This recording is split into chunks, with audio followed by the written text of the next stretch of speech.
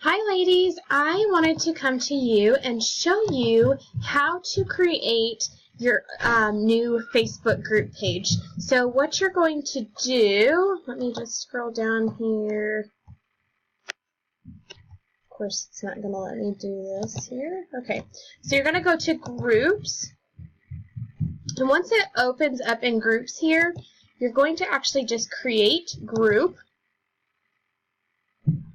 And from here, you'll just type in your group name. So remember, with 31, you cannot have the name 31 in your group. So like mine is called Totes, Bags, and Fun. I mean, you can do anything. I know there's tons and tons of ideas out there. So get your group name together. You'll put that in there. You can add people here by entering their name. It does need to be a closed group, so make sure that you use it as a closed group. And then you'll just hit create.